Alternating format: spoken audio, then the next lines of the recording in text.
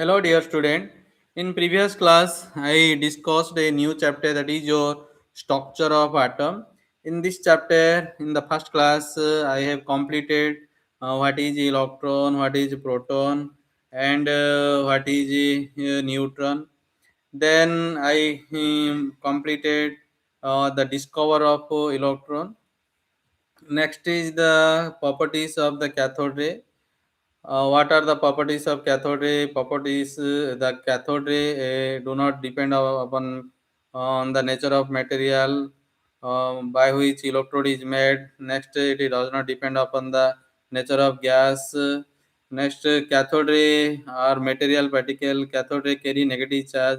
Cathode ray travel in straight line. These are the few properties of cathode ray. I completed the determination of the mass of an electron, completed the relative mass of electron. Next, I completed the discover of proton, that is also called as anode ray experiment, that is proposed by Goldstein. Next, I completed the properties of anode. Remember, the properties of anode is similar with the property of cathode. There is a slight difference in the property. Next, I calculated the mass of a proton by using the value of E by M, that is your specific charge. Next, another is your by using charge. This is all about in the this is such topics I covered in the previous class. In this class, I will explain about the Thomson's model of atom. This is an important topic. What is this? That is your Thomson model of atom. It is also called raising pudding model. That is your also called plum pudding, or it is called watermelon model. What are the postulates of Thomson's model? Uh, Actually, according to the Thomson's, what happened? The shape of atom is always spherical. Look at that. This is the spherical in nature. This represent the shape of an atom. This is your what? The shape of an atom. This is your spherical in nature. According to Thomson's, the shape of that means the atom is spherical in nature. This is the first point. In the second point, the atom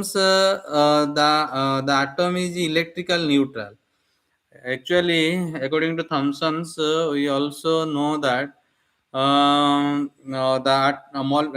is neutral. According to Thomson, already we are feeling that substance is neutral. Listen, one point. We know that substance is neutral.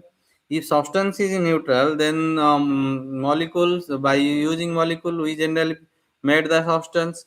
If substance is neutral, obviously the molecule must be neutral. If molecule neutral, then the molecule generally made by atoms, and the atom obviously neutral. So, from the actual practice, it is also clear that atom is neutral. Thomson's had also told that atom is neutral. Because why atom is neutral? Because the total positive charge is equal to the total negative charge.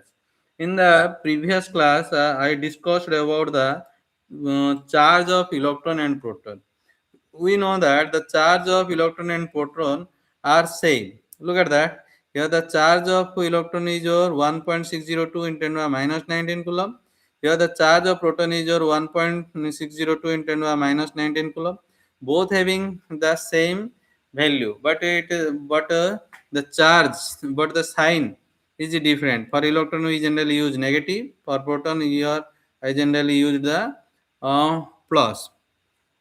Come to the main point.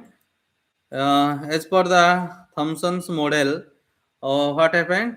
The atom is neutral. This is due to the total positive charge is equal to the total negative charge.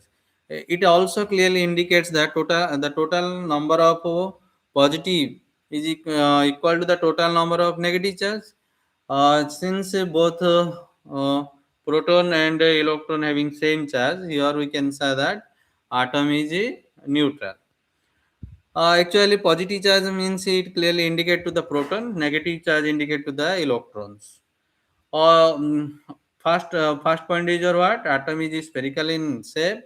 Second point is what? Atom is electrical neutral because the total positive charge is equal to the total negative charge. Third point is what? The atom consists of a uniformly distributed sphere of positive charge with electron embodied in it like plum in a pudding or seed in a red spongy mass of a watermelon. You know that you in your daily life you must also see about the watermelon. If you will cut the watermelon, then the pieces, then the half pieces, the upper part of the half source look like this. Here the seeds are present like this. This is the red sponge, and the seeds are look like black. In the red spongy mass, the portion look like a red sponge. So it is called red spongy mass, and the seeds are present on the red spongy mass. Here the seeds are considered as the electron, and the red sponge mass is used for the positive sphere. Similarly, you can think about plum in pudding. In a if you will think about plum in pudding, then the arrangement of the electron is just like plum in a pudding. So here I can say that this model is also raisin pudding model, or that is your plum pudding or watermelon pudding. Watermelon model, because the arrangement of the electron and positive part look like the watermelon and also plum pudding. These are the postulates of Thomson's model. These are the postulates of Thomson's model. Now move to the limitation. What are the limitation of Thomson's model? Actually, no doubt, it is said about the arrangement of the uh, electron and the positive part, but it cannot clearly explain about the arrangement of electron in atom. It does not give the principle. Actually, if you cut one watermelon, then the seeds are arranged in different way. If you think about the other watermelon, if you cut, then you will see the seeds are not arranged like the first watermelon. If you will change the watermelon, then the seeds, the position of seeds are different. So that here we cannot justify that which arrangement is better for the atom. So if you will vary the atom, the arrangement will quite different. There is no certain rule. Uh, Thomsons do not govern.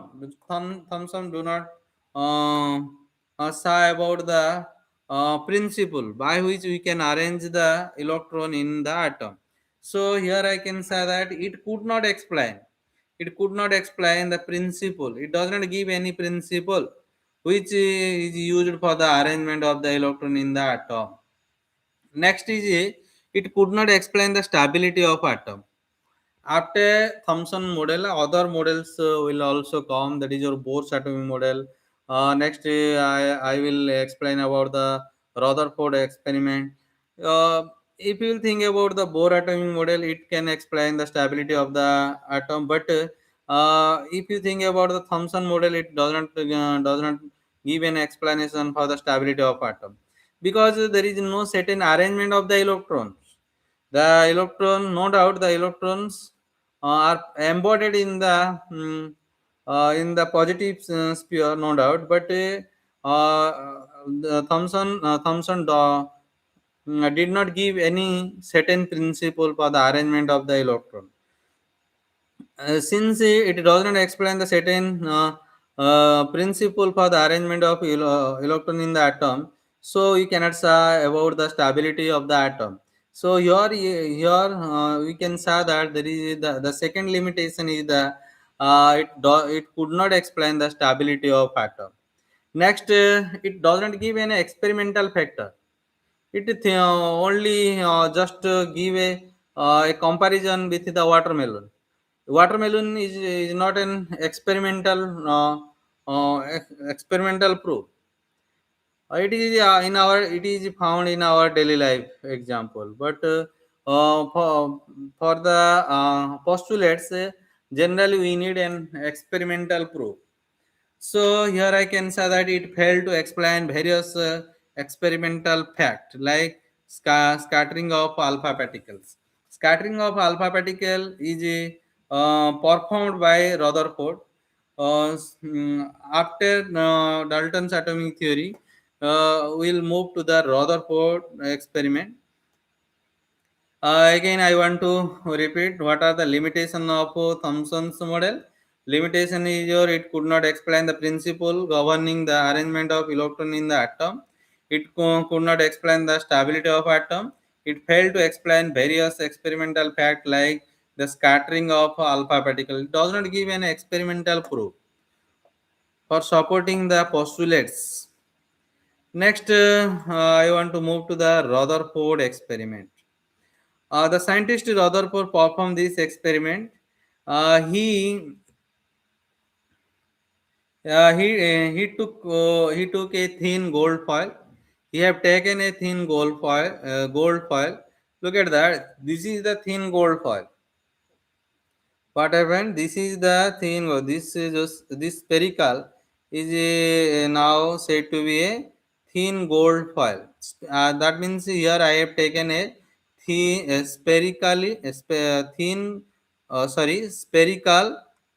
spherical thin gold foil. Rutherford taken a thin gold foil. I have taken a spherical thin gold foil here. This is the spherical thin gold foil. Again, I want to read. Look at that. Rutherford performed a series of experiments known as Rutherford experiment. This is in this experiment, a thin gold foil was bombarded with the alpha particles. You know very well, electron means E minus, proton means H plus. Similarly, alpha particles means remember He2. That is your you can say that He24. He2 not this is your not one. That is your He24. Uh, okay, I want to check which is a alpha particle. Give 1 minute. Actually,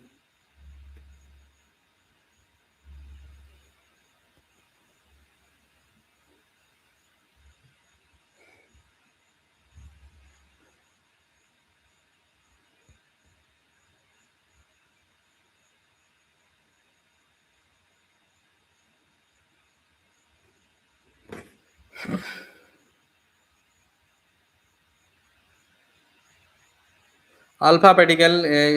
Okay. Alpha particle means you can think about He24 and the charge is your 2 plus. Again, I want to repeat.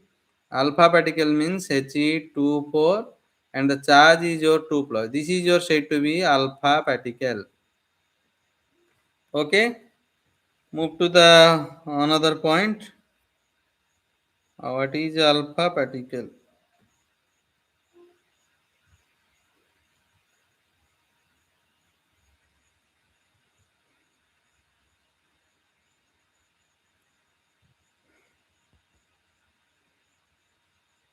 Yes, He2 plus, sorry, 2 He2 2 plus. Here I can again I want to write clearly He2 2 plus. Or you can simply think about the helium ion that is your He2 plus. So here we found a mistake. symbol of alpha particle. Again I want to repeat the sentence. What happened in the Rutherford experiment? Rutherford strike the alpha particle to the thin gold foil. Rutherford bombarded the alpha particle with the thin gold foil. Then what are the observation he found?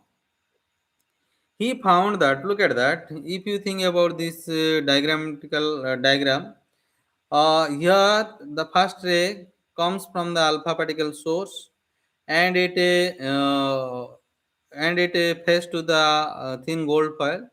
After then what happened? The and this ray penetrated the gold foil. Actually, this is present like this. You can think like this.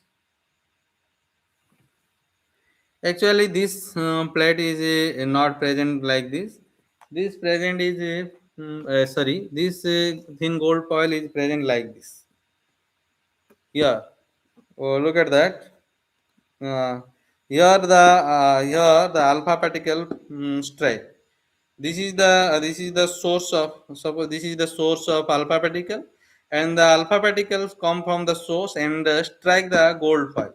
Actually, in 2D, I have drawn like this.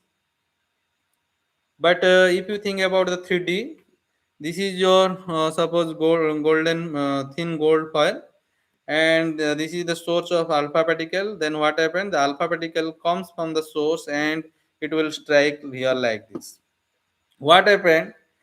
The first alpha ray comes from the source, and it penetrate the gold foil and passed to the other sides, and it will away from the system.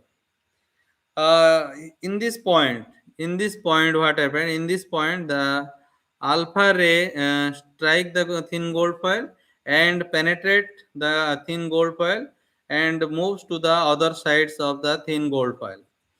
The second ray also comes from the alpha particle source, and it also strike the thin gold foil in this point, and it also penetrate the thin gold foil and move towards the other side of the thin gold foil. Next, what happens? The third ray comes from the alpha particle source. It strike here. It strike in this point, and it deviate like this.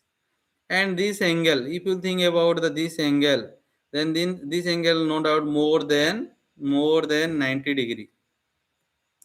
Similarly, the next ray, that is your fourth ray, strike in this place, in this position of the thin gold foil, and it also deviate, but the angle is less than 20. If you think about the third ray comes and strike, and it deviate at this point, with making an angle more than 90. But if you think about the other ray, that is your fourth ray, it is strike the thin gold foil like the third ray, but here it also deviate. No doubt it deviated, but it make an angle more less than 90. Here angle is more than 90. Here angle is less than 90. If you think about the ray, that is your fifth ray, the fifth ray strike at this position and return with making an angle 180. Just to look at that. Just look at this. This is your gold file. Just strike and remove in the same way. This is your direction of strike. This is away from the uh, after striking the thin gold file. It making an angle of 180.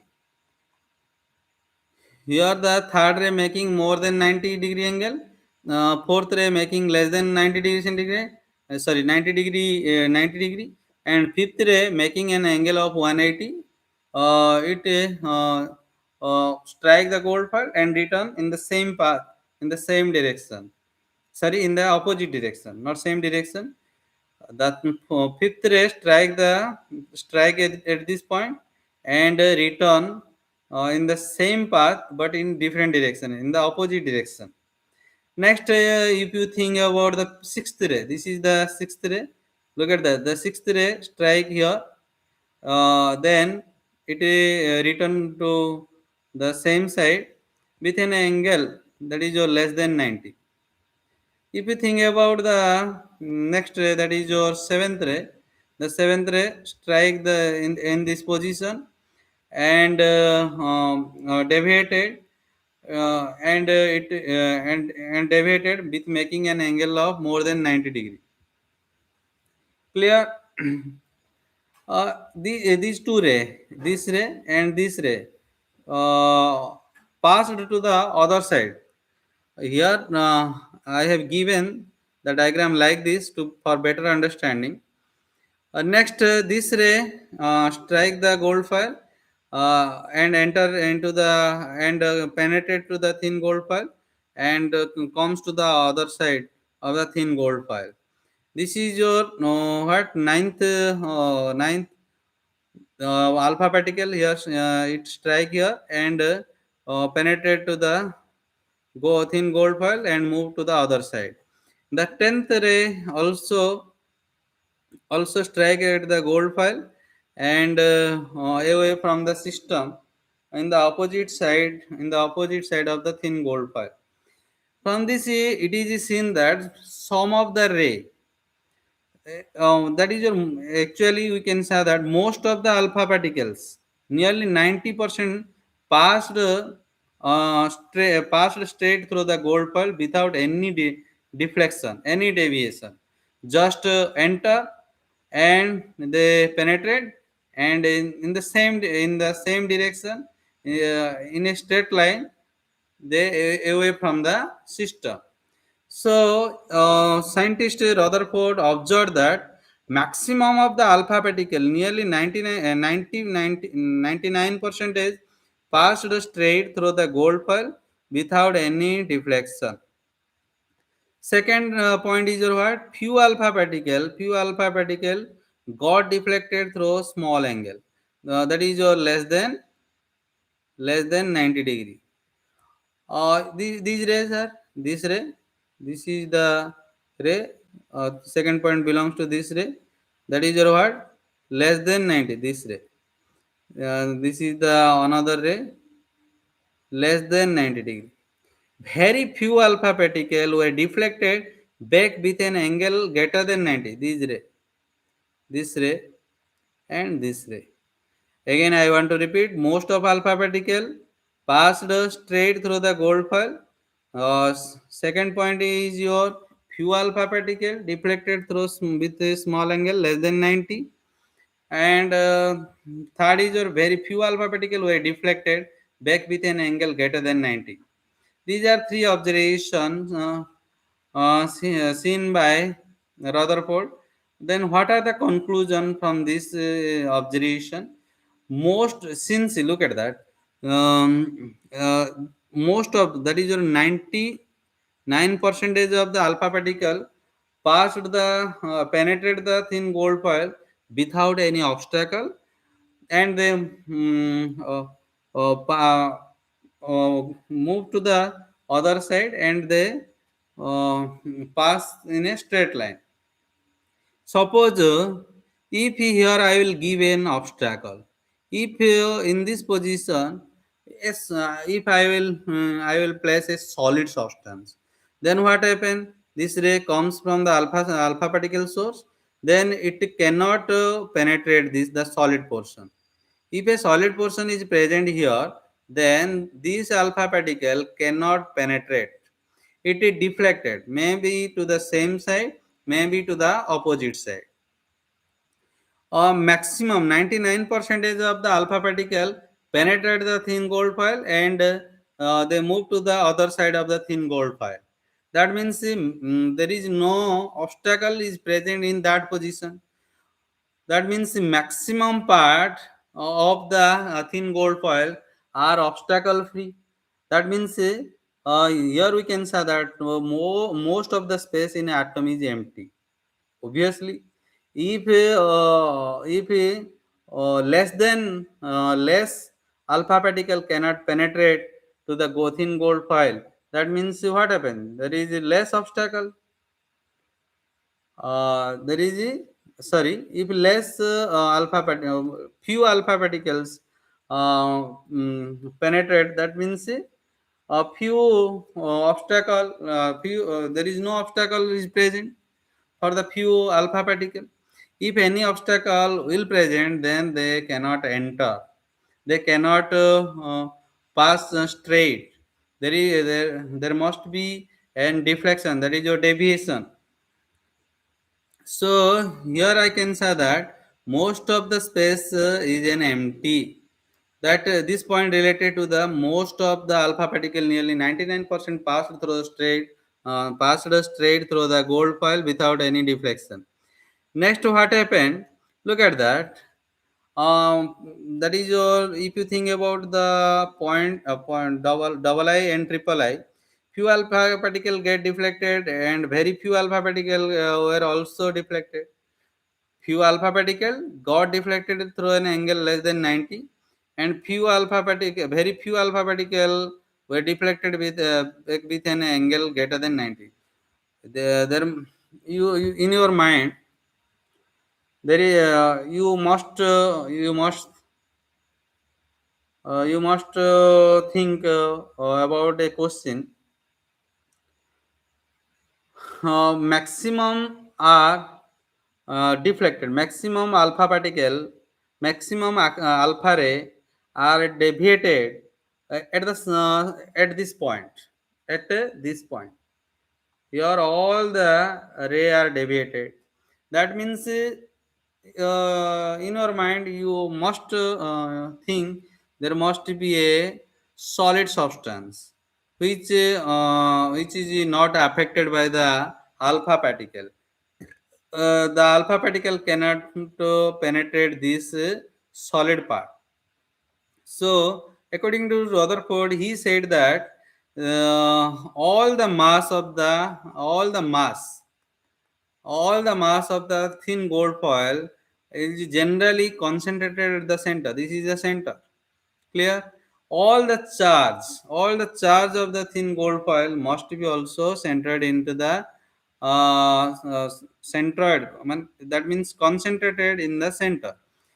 So that second point is that the scattering of alpha particle in all direction further reveal that there is a heavy positive charge at the center of the atom. Here a positive charge must be present. Look at that. Here alpha particle is a positive charge species. If suppose here a negative charge species will present at the center, then what happens? There will be an attraction. The ray cannot deviate. Since at this point the ray are deviated, that means there is an repulsion. We know that alpha particle are positive charged. If alpha particle are positive charged, when they will strike at the center, there must be a positive charge. Otherwise, you cannot think about the that is your you cannot think about the repulsion, and then you cannot think about the deviation. So, as per the Rutherford, he said that the scattering of alpha particle in all direction further reveals that there is a heavy positive charge at the center of the atom. Since alpha particle is a positive charged ray, since maximum alpha particle, that is a maximum positive charged ray, are passed through the gold foil, but few and very few alpha particle are deflected at the center. Since alpha particle is a positive charge, so there must be a positive species present at the center. And as per the Rutherford, he said that this is an proof of presence of proton at the center. Since we know that proton having positive charge, and here we can say that there is a presence of heavy positive charge at the center. As a result, the ray are deviated from their original path. Since these ray are positive in nature, so this prove that these ray are said to be anode ray, and it is also related with the proton. This is the what Rutherford experiment. From the experiment, he have given a postulates. As per the Rutherford, what happened? Atom consists two parts, such as nucleus, that is your nuclear part, and another is your extra nuclear part. Look at that. Look at that. This is your the positive charged species. This is your what? That is your nuclear part. That is your nucleus. It is made by positive charge, and the rest, that is your maximum space, are for the electrons. So here the first postulate is atom consists of two parts. Look at that. This is one part, and this part is also another part. This is your one part, and this is the second part. This part is said to be nuclear part. That is there is a presence of nucleus. So Rutherford said that atom consists of two parts, such as one is your nucleus, that is your nuclear part, and another is your extra nuclear. Next point, the entire mass and positive charge of the atom are concentrated at the center in a small region called nucleus. Look at that. This is the center point. Here a heavy mass substance is present because the alpha particle here strike and deviated. So here at the center we can say that a what? At the center a heart. Sorry, it is at the center. What happened? Look at that again. I want to say that at the center all the charge, all the mass are concentrated. That is called is your nucleus. In the nucleus, all positive charge and the entire mass are concentrated. Third point is the empty space around the compact and massive nucleus is called extra nuclear part, whereas the negative charge electron are distributed to the main to maintain electric neutrality.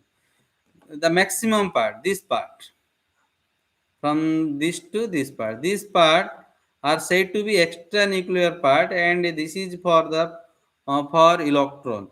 So here I can say that the empty space around the impact and massive nucleus is called extra nuclear part, where the negative charged electron are distributed to maintain electrical neutrality. Suppose a student will ask if there is no electron in the atom, then what happened? Actually, the atom cannot be neutral because the atom have no electron. It have only proton, so it shows the positive charge. That is your positive charged species. So here you can say that again. I want to repeat. Uh, the empty space around the compact and massive nucleus is called extranuclear part, where the negative charge electrons are distributed to maintain electrical neutrality. Next is your the dimension of nucleus is extremely small compared to the size of atom. Let me show the diagram. This is what? This is your nucleus. This is your what? Nucleus. But if you think about the whole part, this is quietly smaller. The nucleus part is quietly smaller as compared to the nuclear part, extra nuclear part. Again, I want to repeat, the nucleus is quietly smaller as compared to the extra nuclear. So here, Rutherford have written the dimension of nucleus is extremely small compared to the size of atom. Okay. Next is the presence of positive charge proton in the nucleus account for the positive charge of the nucleus. Look at that. In the center, what happened? As per the Rutherford atomic model, here we can prove that at the center. Look at that. At the center, what happened? Uh,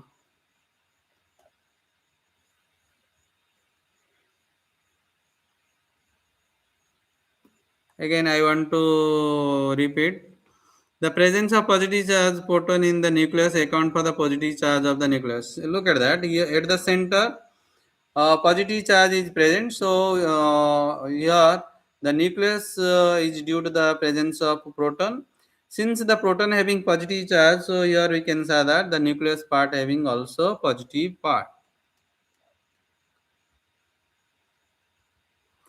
The electron are not stationary but revolves around the nucleus in a circular orbit as the planet revolves around the sun. You know very well, uh, this is your suppose sun, and the planets move revolves around the sun in a circular path. Okay, like this, the electrons are also revolves around the nucleus in a what? We can think about that in a circular orbit. Actually, the electrons are not stationary.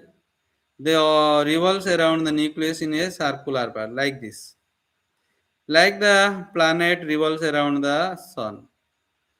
The electrostatic force of attraction and the centrifugal force balance each other, which account for a stable orbit. Look at that. Again, I want to repeat the electrostatic force of attraction. What is electrostatic force of attraction? The attraction between the positive and the negative. Here, the positive is your proton and the negative is your what? Electrons. This type there is an attraction since they are opposite charge to each other, so there is an interaction, there is an attraction between the proton and electron, and this create a force, and this is said to be electrostatic force of attraction. Next is the centrifugal force. The centrifugal force is the force that seems to push an object away from the center of a circular path. If you will rotate, look at that. Suppose here an electron is present. This is here suppose an electron is present. The electrons moves to the nucleus like this. Clear? So here we can say that. Again, I want to repeat. Here positive charge is present. Again, here I can say that here positive charge is present, here electron is present. There will be a force of attraction. This force of attraction is said to be electrostatic force of attraction.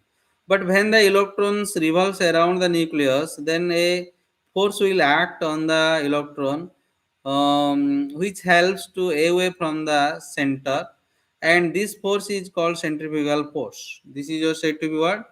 That means centrifugal. Sorry, I want to say that the point. What is centrifugal force? Centrifugal force is the force that seems to push an object away from the center of a circular orbit. That means here the electrons always want to away from the nucleus. The electron always rotate, but this electron always make a force like this in this direction. If the electron rotates like this, then the force, the direction of the what the direction of the moving revolving of the electron is look like this. Also here we can say that the centrifugal force acting like this, like a tangent, but the electrostatic force of attraction acting like this. This is the force of direction, this is the force of direction. Look at that. Here we can think about the electrostatic force of attraction and the centrifugal force balance each other. If they will not balance to each other, then what happened? The electron away from the nucleus, and it does not rotate in a fixed position. Let me explain. Again, I want to explain the postulates. Atom consists of two parts such as the nucleus, that is your nuclear part, and extranuclear. Second, the entire mass and positive charge of the atom are concentrated at the center in a small region called nucleus. The empty space around the compact and massive nucleus is called extranuclear part, where the negative charged electrons are distributed to maintain electrical neutrality. The dimension of the nucleus is extremely small compared to the size of atom. You can think about next point. The presence of positive charged proton in the nucleus accounts for the positive charge on the nucleus. The presence of positive charge proton in the nucleus accounts the positive charge on the nucleus. The electrons are not stationary but revolves around the nucleus in a circular orbit as the plant revolves around the sun. Next, I want to move to the drawbacks of Rutherford atomic model. What are the drawbacks of Rutherford atomic model? If you will think about the Clark Maxwell concept, remember the Clark Maxwell concept. When a charged particle, again I want to repeat, try to understand, keep your mind that is your very silent, and that also you keep your mind in cool. According to Clark Maxwell, a charged particle that moves under the influence of an attractive force continuously loses electron. That means, as per the Clark Maxwell concept, suppose a charged particle, suppose if you think about, I want to take an charged particle A. A charged particle that moves under the influence of an attractive force continually loses. If the this A continuously revolves around the nucleus, then what happens? It will loses the energy. Suppose an electron is present here. If he will rotate this is your nucleus. This is your what? Nucleus. This is your said to be nucleus. And here an electron is present. Uh, when electrons revolves around the nucleus is also charged particle positive, electron having charge or negative. So what happened? When a charged particle that moves under the influence of an attractive force, it continuously loses. If it will rotate continuously, then what happen? As per the Clark Maxwell, the electron loses energy. That means when it loses energy, then what happens? This is the actually if the electron having fixed energy, then it will always rotate like this. Since as per the Clark Maxwell, there is a loss of energy. If there is a loss of energy, what happened? Then the electron for time to time it may be closer. It is closer, and a time will come. What happened? The electron. What happened? The electron will strike to the positive charge like this. Again, I want to your draw. That means, look at that. This is your nucleus. Suppose an electron is present here. If it will continue revolves around the proton, that is your positive charge, like this, then what happen in every step? There is a loss of what? There is a loss of energy. So a time will come. It is goes closer and closer to the nucleus, and then it will collide with the neutron. That means this is your positive. Suppose an electron is present here, then it will rotate like this, and a time will come. Then it will strike to the proton. Okay. So, what are the demerits? What are the drawback of Rutherford atomic model? Look at me. Try to understand. According to Clark Maxwell, a charged particle that moves under the influence of an attractive force continuously loses energy. Since an electron is also a charged particle, it must emit radiation, okay? And thus the energy of the electron decreases continuously. As an electron loses energy, it moves closer to the nucleus so that the orbit becomes smaller and smaller. As a result of this, electron would ultimately fall into the nucleus, but it does not actually happen. If you will think about the Clark Maxwell and applied the Rutherford concept, here we can in the Rutherford experiment you can think that at time will come, electron will collide. Basing upon the Clark Maxwell. So here we can think that this is not possible because we know that substance stable. If substance stable, then molecule must be stable. Molecule stable, then atom must be stable. We in our daily life, in our daily life, we generally know that substance is stable. If substance stable, molecule must stable. If molecule stable, atom must be stable. But if you think about the Rutherford atomic model, here Rutherford uh, Rutherford said that electron loses electron and a time will come, it will strike the positive charge, but actually it is not happened. Again, I want to read. According to Clark Maxwell, a charged particle that moves under the influence of an attractive force continuously loses energy. Since an electron is also a charged particle, it must emit radiation and thus the energy of the electron decreases continuously. As an electron loses energy, it moves closer to the nucleus.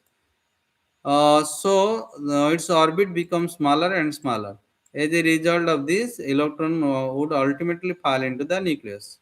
But actually, in practicality, it does not happen. So here we can say that this is one failure. This is the drawback of the Rutherford atomic model.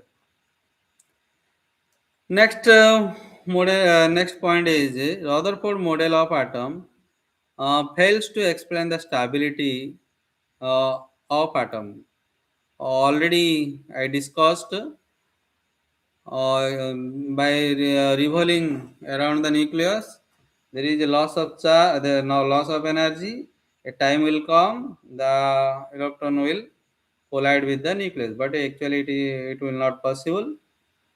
Next, move to the since there is no since the electron will strike to the nucleus at a open a time, so we can Rutherford cannot explain the stability of atom.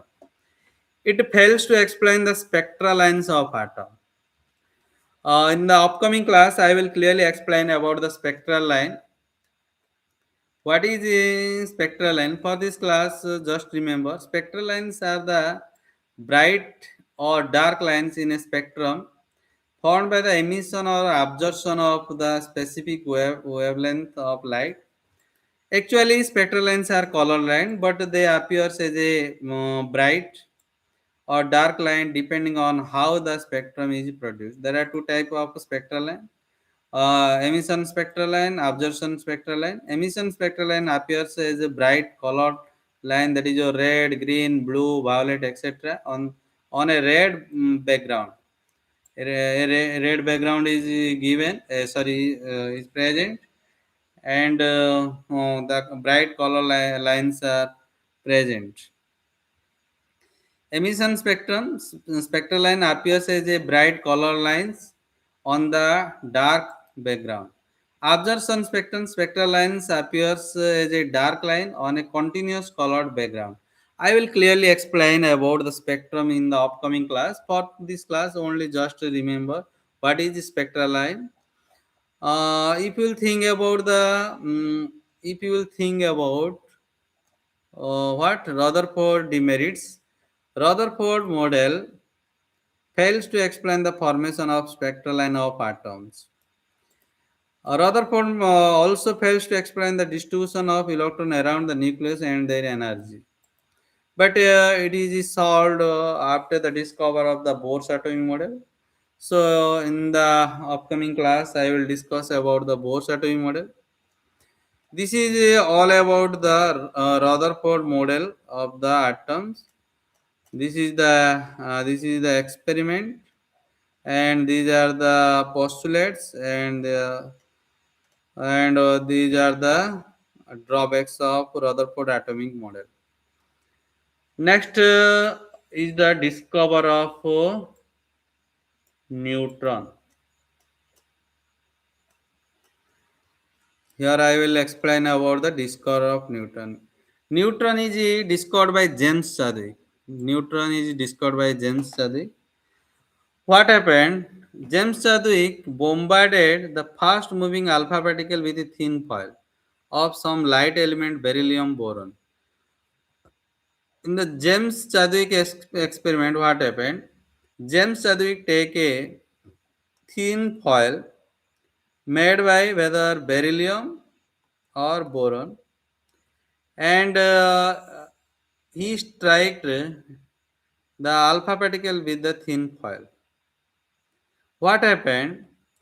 A stream of highly penetrating ray were emitted. When James Chadwick struck the alpha particle with thin foil, then what happened? A stream of highly penetrating ray were emitted. Okay. After sometimes he checked the charge of these ray. The charge of the alpha particle is confirmed by what happened by using the electric and magnetic field.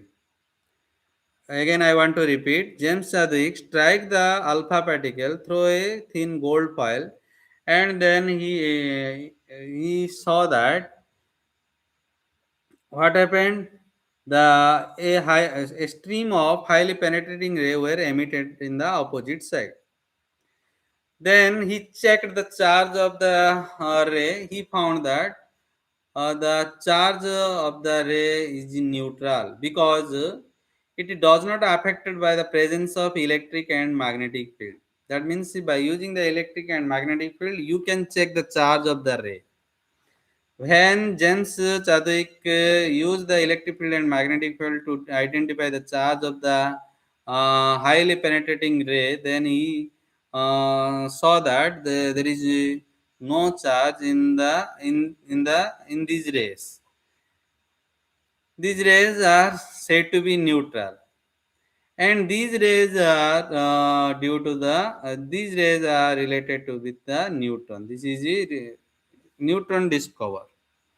What happened actually when alpha particle strike to the beryllium? The beryllium means 4 to 9. Then what happens? Carbon is formed, that is your C612, and and the penetrating ray are emitted. This ray, that is your said to be neutron, that is your N01. Similarly, he have taken boron and strike the alpha particle. He uh, he got the nitrogen atom with that is your neutron. This is the equation when alpha particle strike to the thin foil. Alpha particle is generally made of two proton and two neutron and carry positive charge. Again, I want to repeat the